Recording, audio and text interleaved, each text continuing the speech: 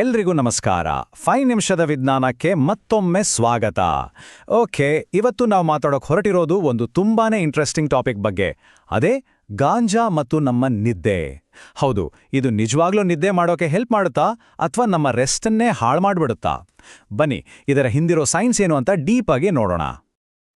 ಎಲ್ಲರ ತಲೆಯಲ್ಲಿ ಓಡ್ತಿರೋ ದೊಡ್ಡ ಪ್ರಶ್ನೆ ಇದೆ ಅಲ್ವಾ? ಗಾಂಜಾ ನಿದ್ದೆಗೆ ಒಂದು ಸೀಕ್ರೆಟ್ ವರವೋ ಅಥವಾ ನಮ್ಮ ವಿಶ್ರಾಂತಿಯನ್ನ ಹಾಳು ಮಾಡೋ ಶಾಪವೋ? ಯಾಕಂದ್ರೆ ಕೇಳಿದ್ರೆ ಕೆಲವರು ಹೇಳ್ತಾರೆ ಇದರಿಂದ ಸೂಪರ್ ಆಗಿ ನಿದ್ದೆ ಬರುತ್ತೆ ಅಂತ, ಇನ್ನು ಕೆಲವರು ಇಲ್ಲ ಇದು ನಮ್ಮ ನಿದ್ದೆಯ ಕ್ವಾಲಿಟಿಯನ್ನೇ ಹಾಳು ಮಾಡುತ್ತೆ ಅಂತಾರೆ. ನಿಜ ಯಾವುದು, ಸುಳ್ಳು ಯಾವುದು? ನಮ್ಮ ಬಾಡಿ ಆ್ಯಂಡ್ ಬ್ರೈನ್ ಒಳಗಡೆ ಆಕ್ಚುಲಿ ಏನಾಗುತ್ತೆ? ಸರಿ, ಹಾಗಿದ್ರೆ ಮೊದಲು ಇದರ ಪಾಸಿಟಿವ್ ಸೈಡ್ ನೋಡೋಣ, ಅಂದ್ರೆ ಗುಡ್ ನ್ಯೂಸ್.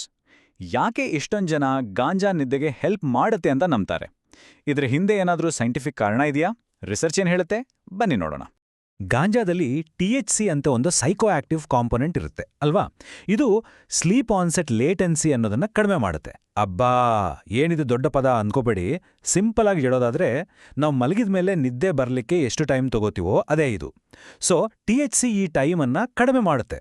ಅಂದ್ರೆ ರಾತ್ರಿ ಎಲ್ಲ ತಲೆಯಲ್ಲಿ 1000 ಯೋಚನೆಗಳು ಓಡ್ತಾ ನಿದ್ದೆ ಬರದೆ ಒದ್ದಾಡೋರ್ಗೆ ಇದು ಬೇಗ ನಿದ್ದೆ ಮಾಡೋಕ್ಕೆ ಹೆಲ್ಪ್ ಮಾಡ್ಬೋದು. THC ಆಯ್ತು. ಈಗ CBD ಬಗ್ಗೆ ಮಾತಾಡೋಣ. ಇದು ಗಾಂಜಾದಲ್ಲಿರೋ ಇನ್ನೊಂದು ಮೇನ್ ಕಾಂಪೊನೆಂಟ್. ಇದ್ರ ಬಗ್ಗೆ ರಿಸರ್ಚ್ ಇನ್ನೂ ಶುರುವಿನ ಹಂತದಲ್ಲೇ ಇದೆ. ಬಟ್ ಸದ್ಯತೆ ಗೊತ್ತಾಗಿರೋದೇನೆಂದ್ರೆ, ಇದು ನಮ್ಮ ಬಾಡಿ ಟೆಂಪರೇಚರ್ ಕಡಿಮೆ ಮಾಡ್ಬೋದು, ನಮಗೆ ಸುಸ್ತು ತರಿಸೋ ಅಡೆನೋಸಿನ್ ಅನ್ನೋ ಕೆಮಿಕಲ್ ಜೊತೆ ಕೆಲಸ ಮಾಡ್ಬೋದು, ಮತ್ತೆ ಆತಂಕ ಅಂದ್ರೆ ಆಂಗ್ಸೈಟಿ ಕಡಿಮೆ ಮಾಡ್ಬೋದು ಅಂತ.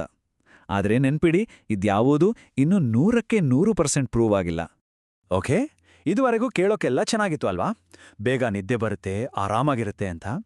ಆದರೆ ಕಥೆಯಲ್ಲಿ ಒಂದು ಟ್ವಿಸ್ಟ್ ಇದೆ. ಈಗ ನಾವು ನಾಣ್ಯದ ಇನ್ನೊಂದು ಮುಖ ನೋಡೋಣ, ಅಂದ್ರೆ ಬ್ಯಾಡ್ ನ್ಯೂಸ್. ಹೌದು, ನಾವು ಬೇಗ ನಿದ್ದೆಗೆ ಜಾರ್ಬೋದು ನಿಜ, ಆದರೆ ಆ ನಿದ್ದೆಯ ಕ್ವಾಲಿಟಿ ಹೇಗಿರುತ್ತೆ?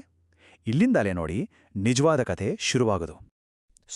ನೋಡಿ, ಇಲ್ಲೊಂದು ದೊಡ್ಡ ಟ್ರೇಡ್ ಆಫ್ ಇದೆ. ಒಂದು ಕಡೆ ಬೇಗ ನಿದ್ದೆ ಮಾಡೋ ಅಡ್ವಾಂಟೇಜ್, ಇನ್ನೊಂದು ಕಡೆ ನಮ್ಮ ನಿದ್ದೆಯ ಕ್ವಾಲಿಟಿಯನ್ನೇ ಕಳ್ಕೊಳ್ಳೋ ರಿಸ್ಕ್. ಇದು ನಿಜಕ್ಕೂ ಒಂದು ದೊಡ್ಡ ಡೀಲ್ ಅಲ್ವಾ? ನಮ್ಮ ನಿದ್ದೆ ಅಂದ್ರೆ ಸುಮ್ಮನೆ ಕಣ್ಮುಚ್ಕೊಂಡು ಮಲಗೋದಷ್ಟೇ ಅಲ್ಲ, ಅದರಲ್ಲಿ ಬೇರೆ ಬೇರೆ ಸ್ಟೇಜ್ಗಳಿರುತ್ತೆ.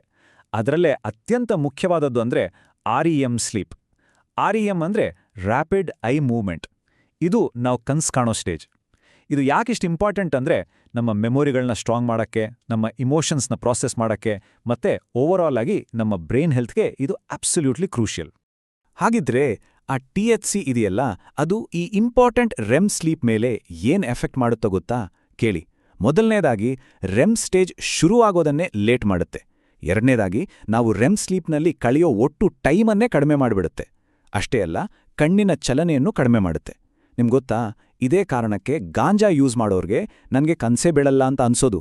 ಯಾಕಂದ್ರೆ ಅವರ ಡ್ರೀಮ್ ಸ್ಟೇಜೇ ಡಿಸ್ಟರ್ಬ್ ಆಗಿರುತ್ತೆ. ಇಲ್ಲಿಂದ ನೋಡಿ, ವಿಷಯ ಇನ್ನಷ್ಟು ಕಾಂಪ್ಲಿಕೇಟೆಡ್ ಆಗುತ್ತೆ. ಇದೊಂದು ರೀತಿ ಕ್ಯಾಚ್-22 ಪರಿಸ್ಥಿತಿ, ಅಂದ್ರೆ ಒಂದು ವಿಷವೃತ್ತುಲ. ಗಾಂಜಾ ಬಿಡೋಕೆ ಟ್ರೈ ಮಾಡ್ರೆ ಏನಾಗುತ್ತೆ, ಮತ್ತೆ ಜನ ಯಾಕೆ ಅಯ್ಯೋ ಇದಿಲ್ದೇ ನನಗೆ ನಿದ್ದೆ ಬರಲ್ಲ ಅಂತ ನಂಬೋಕ್ ಶುರು ಮಾಡ್ತಾರೆ. ಬನ್ನಿ ಈ ಸೈಕಲ್ ಅನ್ನ ಅರ್ಥ ಮಾಡ್ಕೊಳ್ಳೋಣ. ಈ ವಿಷವರ್ತುಲ ಅಥವಾ ವಿಷ ಸೈಕಲ್ ಹೇಗೆ ಕೆಲಸ ಮಾಡುತ್ತೆ ಅಂದ್ರೆ, ಸ್ಟೆಪ್ 1, ನಿದ್ದೆ ಮಾಡೋಕೆ ಗಾಂಜಾ ಯೂಸ್ ಮಾಡ್ತಾರೆ. ಸ್ಟೆಪ್ 2, ಇದರಿಂದ ಅವರ REM ಸ್ಲೀಪ್ ಕ್ವಾಲಿಟಿ ಪೂರ್ತಿಯಾಗಿ ಹಾಳಾಗುತ್ತೆ. ಸ್ಟೆಪ್ 3, ಸರಿ ಇದನ್ ಬಿಟ್ಬಿಡೋಣ ಅಂತ ಟ್ರೈ ಮಾಡ್ತಾರೆ. ಆಗೇನಾಗುತ್ತೆ ಗೊತ್ತಾ? ಸ್ಟೆಪ್ 4, ತುಂಬಾನೇ ಭಯಾನಕ ಕನಸುಗಳು ಬೀಳೋಕ್ ಶುರುವಾಗುತ್ತೆ. ಜೊತೆಗೆ ನಿದ್ದೆಯೇ ಬರದೇ ಇರೋ ತೀವ್ರ ಇನ್ಸೋಮ್ನಿಯಾ ಶುರುವಾಗುತ್ತೆ. ಕೊನೆಗೆ ಸ್ಟೆಪ್ 5, ಅಬ್ಬಾ ಈ ಹಿಂಸೆ ತಡೆಯೋಕ್ಕಾಗಲ್ಲ ಅಂತ ಮತ್ತೆ ಗಾಂಜಾ ಯೂಸ್ ಮಾಡಕ್ ಶುರು ಮಾಡ್ತಾರೆ. ನೋಡಿದ್ರಾ ಈ ಸೈಕಲ್? ಎಕ್ಸ್ಪರ್ಟ್ಸ್ ಕೂಡ ಇದನ್ನೇ ಹೇಳ್ತಾರೆ. ಅವರ ಮಾತಲ್ಲೇ ಹೇಳೋದಾದ್ರೆ, ಅವರು ಅದನ್ನು ನಿಲ್ಲಿಸಿದಾಗ ಅವರ ನಿದ್ದೆ ಸಿಕ್ಕಾಪಟ್ಟೆ ಹಾಳಾಗತ್ತೆ, ಮೊದಲಿದ್ದಕ್ಕಿಂತಲೂ ಕೆಟ್ಟದಾಗ್ಬಿಡುತ್ತೆ. ಇದಕ್ಕೆ ರೀಬೌಂಡ್ ಇನ್ಸೋಮ್ನಿಯಾ ಅಂತ ಕರೀತಾರೆ. ಅಂದ್ರೆ ಔಷಧ ನಿಲ್ಲಿಸಿದಾಗ ಸಮಸ್ಯೆ ಮೊದಲಿಗಿಂತ ಜಾಸ್ತಿ ಆಗೋದು. ಇದೇ ಕಾರಣಕ್ಕೆ ತುಂಬಾ ಜನರಿಗೆ ಗಾಂಜಾ ಬಿಡೋದು ಅಷ್ಟು ಕಷ್ಟ ಆಗೋದು. ಸರಿ, ಇಲ್ಲಿಯವರೆಗೆ ನಾವು ಥಿಯರಿ ಬಗ್ಗೆ ಮಾತಾಡಿದ್ವಿ.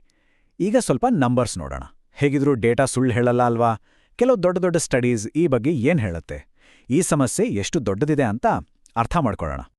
ಒಂದು ಸ್ಟಡಿ ಪ್ರಕಾರ ಸುಮಾರು 14,000 ಸ್ಟೂಡೆಂಟ್ಸ್ ಮೇಲೆ ರಿಸರ್ಚ್ ಮಾಡಿದಾಗ ಗಾಂಜಾ ಯೂಸ್ ಮಾಡದೆ ಇರೋರಿಗೆ ಕಂಪೇರ್ ಮಾಡಿದ್ರೆ, ಯೂಸ್ ಮಾಡೋರಲ್ಲಿ ನಿದ್ರಾಹೀನತೆ ಅಂದ್ರೆ ಇನ್ಸೋಮ್ನಿಯಾ 45% ಜಾಸ್ತಿ ಇತ್ತು. ವಾವ್, ಇದು ನಿಜಕ್ಕೂ ಶಾಕಿಂಗ್ ನಂಬರ್ ಅಲ್ವಾ? ಈ ಚಾರ್ಟ್ ನೋಡಿದ್ರೆ ಇನ್ನೂ ಕ್ಲಿಯರ್ ಆಗುತ್ತೆ. ಡೈಲಿ ಗಾಂಜಾ ಯೂಸ್ ಮಾಡೋರಿಗೆ, ಯೂಸ್ ಮಾಡದೇ ಇರೋರಿಗೆ ಇನ್ಸೋಮ್ನಿಯಾ ಬರೋ ಚಾನ್ಸಸ್ 2 ಪಟ್ಟು ಅಂದ್ರೆ ಡಬಲ್ ಇರುತ್ತೆ. ಅಂದ್ರೆ ಸಿಂಪಲ್, ನೀವು ಎಷ್ಟು ಜಾಸ್ತಿ ಯೂಸ್ ಮಾಡ್ತೀರೋ ನಿದ್ದೆ ಸಮಸ್ಯೆ ಅಷ್ಟೇ ದೊಡ್ಡದಾಗ್ತಾ ಹೋಗುತ್ತೆ. ಇಷ್ಟೇ ಅಲ್ಲ, ಇನ್ನೊಂದು ಡೇಟಾ ನೋಡಿ. ಕ್ರಾನಿಕ್ ಯೂಸರ್ಸ್ ಅಂದರೆ ತುಂಬ ಸಮಯದಿಂದ ಯೂಸ್ ಮಾಡ್ತಿರೋರು ಡಾಕ್ಟರ್ಸ್ ಹೇಳೋ 6 ಗಂಟೆಗಳಿಗಿಂತ ಕಡಿಮೆ ನಿದ್ದೆ ಮಾಡೋ ಸಾಧ್ಯತೆ 64% ಜಾಸ್ತಿ ಇರುತ್ತಂತೆ. ಯೋಚನೆ ಮಾಡಿ, ಕಂಟಿನ್ಯೂಸ್ ಆಗಿ ನಿದ್ದೆ ಕಡಿಮೆ ಆದರೆ ನಮ್ಮ ಫಿಸಿಕಲ್ ಮತ್ತು ಮೆಂಟಲ್ ಹೆಲ್ತ್ ಮೇಲೆ ಎಂಥ ದೊಡ್ಡ ಇಂಪ್ಯಾಕ್ಟ್ ಆಗ್ಬೋದು. ಸರಿ, ಇಷ್ಟೆಲ್ಲ ಸೈನ್ಸ್, ಡೇಟಾ, ಸೈಕಲ್ಸ್ ಎಲ್ಲ ನೋಡಿದ್ವಿ. ಹಾಗಾದ್ರೆ ಫೈನಲ್ ಆಗಿ ನಾವಿದ್ರಿಂದ ಏನ್ ತೀರ್ಮಾನಕ್ಕೆ ಬರ್ಬೋದು? What is the final take away? ಬನ್ನಿ ಎಲ್ಲವನ್ನೂ ಒಟ್ಟಿಗೆ ಸೇರಿಸಿ ನೋಡೋಣ. ನೋಡಿ, ಇದು ಪೂರ್ತಿ ಒಂದು ಟ್ರೇಡ್ ಆಫ್ನ ಆಟ. ಅಂದ್ರೆ ಒಂದು ಕೊಟ್ಟು ಇನ್ನೊಂದು ತಗೊಳ್ಳೋದು. ಬೇಗ ನಿದ್ದೆ ಬರುತ್ತೆ ಅನ್ನೋ ಶಾರ್ಟ್ ಟರ್ಮ್ ಬೆನಿಫಿಟ್ಗೋಸ್ಕರ ನಮ್ಮ ಸ್ಲೀಪ್ ಕ್ವಾಲಿಟಿಯನ್ನೇ ನಾವು ಕಳ್ಕೊಳ್ಬೇಕಾಗತ್ತೆ. ಲಾಂಗ್ ರನ್ನಲ್ಲಿ ಏನಾಗುತ್ತೆ ಅಂದ್ರೆ ನಮ್ಮ ನಿದ್ದೆ ಸಮಸ್ಯೆಗಳು ಕಡಿಮೆ ಆಗೋ ಬದಲು ಇನ್ನಷ್ಟು ಜಾಸ್ತಿ ಆಗ್ಬಿಡುತ್ತೆ. ಸೊ ಫೈನಲ್ ಮೆಸೇಜ್ ಏನು ಅಂದ್ರೆ, ಇದನ್ನ ಪರ್ಮನೆಂಟ್ ಆಗಿ ಬಿಟ್ಬಿಡಿ ಅಂತ ಹೇಳೋದಲ್ಲ, ಬದಲಾಗಿ ಇದರ ನೆಗೆಟಿವ್ ಎಫೆಕ್ಟ್ಸ್ ಬಗ್ಗೆ ತಿಳಿದುಕೊಂಡು ಸ್ವಲ್ಪ ಹೆಚ್ಚು ಜಾಗರೂಕತೆಯಿಂದ, ವಿವೇಚನೆಯಿಂದ ಬಳಸೋದು. ಇದರಿಂದ ನಾವು ನಮ್ಮ ಆರೋಗ್ಯದ ಬಗ್ಗೆ ಹೆಚ್ಚು ಇನ್ಫಾರ್ಮ್ಡ್ ಆದ ನಿರ್ಧಾರಗಳನ್ನು ತಗೋಬಹುದು. ಯಾಕಂದ್ರೆ ನಾಲೆಜ್ ಇಸ್ ಪವರ್ ಅಲ್ವಾ? ಈ ಟ್ರೇಡ್ ಆಫ್ಸ್ ಬಗ್ಗೆ ನಮಗೆ ಗೊತ್ತಿರಬೇಕು. ಓಕೆ, ಈ ಮಾಹಿತಿ ನಿಮಗೆ ಇಷ್ಟ ಆಗಿದ್ರೆ ಮರೀದೆ ಆ ಲೈಕ್ ಬಟನ್ ಒತ್ತಿ, ನಿಮ್ಮ ಫ್ರೆಂಡ್ಸ್ ಜೊತೆ ಶೇರ್ ಮಾಡಿ, ಮತ್ತೆ ಹೆಚ್ಚಿನ ವಿಷಯಗಳಿಗಾಗಿ ಸಬ್ಸ್ಕ್ರೈಬ್ ಮಾಡ್ಕೊಳ್ಳಿ. ನಿಮ್ಮ ಅಭಿಪ್ರಾಯ ಏನಿದೆ ಅಂತ ಕೆಳಗೆ ಕಾಮೆಂಟ್ಸಲ್ಲಿ ಖಂಡಿತ ತಿಳಿಸಿ. ಮುಂದಿನ ಸಂಚಿಕೆಯಲ್ಲಿ ಮತ್ತೆ ಸಿಗೋಣ.